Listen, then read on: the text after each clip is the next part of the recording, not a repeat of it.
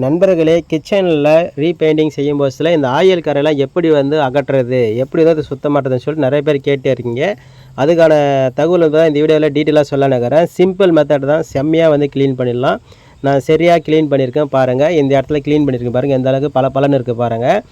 எந்த ஒரு லிக்விடும் தேவையில்லை.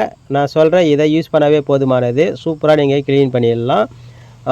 ஃபஸ்ட் நம்ம என்ன செய்யணும் பார்த்தீங்கன்னா, நம்மக்கிட்ட இருக்கிற என்சை திணறு இருக்கும். அதுக்கு அடுத்து ஏதாவது ஒரு சோப் பவுடர், ஓகேங்களா? சோப் பவுடர் இருந்தால் போதுமானது.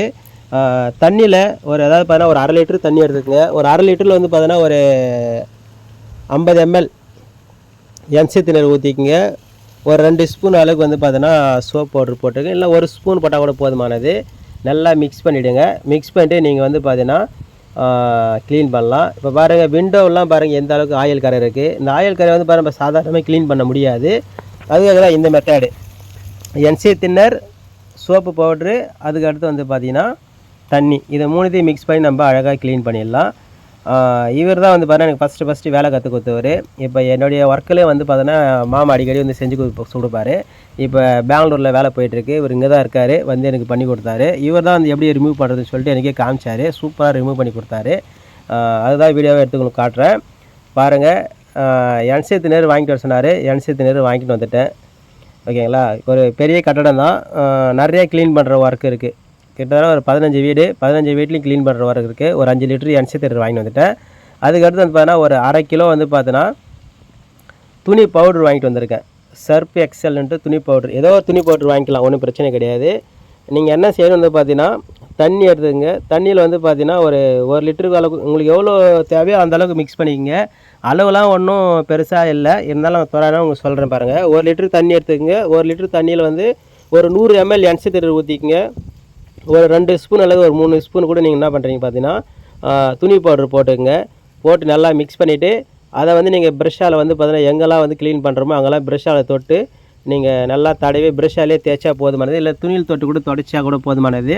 அழகாக பார்த்தீங்கன்னா அந்த எண்ணெய் பசை எல்லாமே போயிடும், கரையும் போயிடும். சூப்பராக நம்ம க்ளீன் பண்ணிடலாம் பக்காவாக.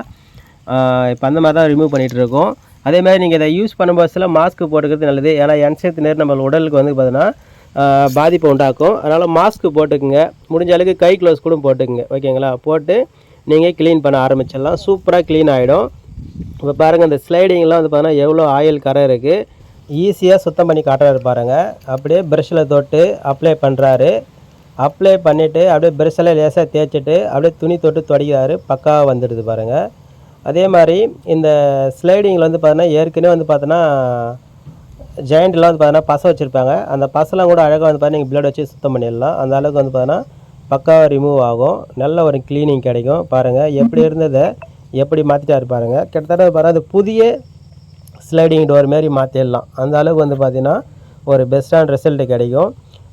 என்சை திணறு, சோப் பவுட்ரு, தண்ணி, வேறு எதுவுமே கிடையாது. அதேமாதிரி இந்த ஸ்லைடிங்கை க்ளீன் பண்ணுறதுலாம் பார்த்தீங்கன்னா நீங்கள் சோப்பு பவுடர்லாம் எக்ஸ்ட்ரா சேர்த்துக்கலாம். என்சை திணறு பார்த்தீங்கன்னா தண்ணியில் கொஞ்சமாக ஆட் பண்ணிக்கோங்க. நீங்கள் அதிகமாக ஆட் பண்ணிட்டீங்கன்னா ஸ்லைடில் இருக்கிற பெயிண்ட் உறிஞ்சி வரதுக்கான வாய்ப்பு இருக்குது. அதுவே நீங்கள் கிரிலு, அதுக்கடுத்து கேட்டு, ஹுட்டில் இருக்கிற விண்டோ, டோரு இதெல்லாம் பார்த்தீங்கன்னா நீங்கள் என்சை திணறு கொஞ்சம் அதிகமாக சேர்த்துக்கலாம். ஏன்னா அதில் இருக்கிற பெயிண்ட் உறிஞ்சி வந்தாலும் ஒன்றும் பிரச்சனை கிடையாது, நம்ம பெயிண்டிங் பண்ணிக்கலாம். ஆனால் ஸ்லைடிங் இருக்கிற பெயிண்ட் உறிஞ்சி வராத மாதிரி கொஞ்சமாக, அதாவது பார்த்தீங்கன்னா கொஞ்சம் மீடியமாக பார்த்தீங்கன்னா என்சை திணறும் சோப் பவுடர் பேர் கொஞ்சம் அதிகமாக சேர்த்து நம்ம க்ளீன் பண்ணும்போது நல்ல ரிசல்ட் வரும். அதே மாதிரி ஸ்லைடிங்கில் இருக்கிற பெயிண்ட் பார்த்தீங்கன்னா வராது, அழுக்கு மட்டும் தான் எடுக்க முடியும். ஆயில் பசலாம் இடத்தெல்லாம். அதே மாதிரி கண்ணாடியிலே பார்த்தீங்கன்னா நீங்கள் இதே லிக்விடை வச்சு நீங்கள் அழகாக சுத்தம் பண்ணலாம். சூப்பராக க்ளீன் ஆகிடும். நீங்கள் எந்த ஒரு டென்ஷனும் எடுத்துக்க தேவையில்லை. நிறைய பேர் கேட்டே இருந்தீங்க ஆயில் கரையில் நம்ம எப்படி ரிமூவ் பண்ணுறதுன்னு சொல்லிவிட்டு. அதுக்கான தகவல் பார்த்தீங்கன்னா சூப்பராக உங்களுக்கு தெளிவாக சொல்லியிருக்கேன். இந்த தகவல் பிடிச்சிருந்தா நாச்சியா பெயிண்டிங் டுடோரியல் சேனலை சப்ஸ்கிரைப் பண்ணிக்கங்க, ஷேர் பண்ணுங்கள், கமெண்ட் பண்ணுங்கள். தேங்க்யூ ஃபார் வாட்சிங்.